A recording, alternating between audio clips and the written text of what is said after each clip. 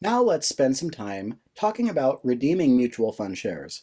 In our session, we'll talk about redeeming shares. What is the difference between doing a redemption versus a repurchase? And we'll talk about withdrawal plans. When an investor is redeeming their share, they redeem it at the net asset value. The maximum redemption fee is 2%. Now remember, the redemption fee plus the sales load cannot exceed that 8.5% set by FINRA. All funds must send redemption proceeds within 7 calendar days of the claim's request, assuming that it's all in good standings.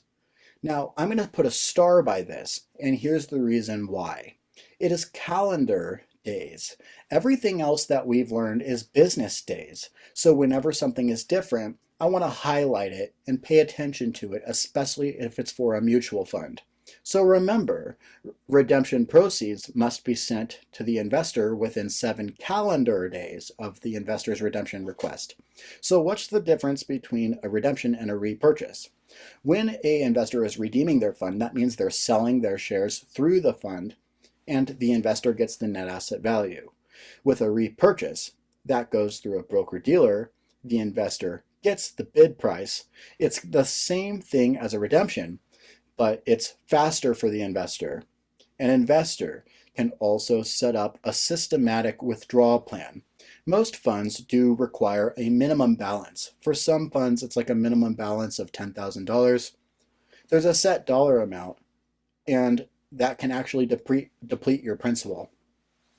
There's a set dollar amount, and you can actually deplete your principal. The way in which we take money out of a mutual fund with a systematic withdrawal plan include a fixed dollar amount, a fixed share amount, a fixed percentage, or we can take withdrawals over a fixed time period.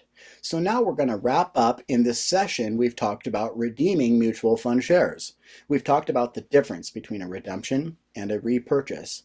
We usually are going to deal with redemptions on the exam, but if the investor needs the money faster, that's when we do a repurchase. And finally, we've talked about the different systematic withdrawal plans. This concludes our session. Do your practice exams on millionairesintraining.com. Study thoroughly and work hard. Review your explanations and pass your test. I'm Colin Kleck. I'll see you in the next video.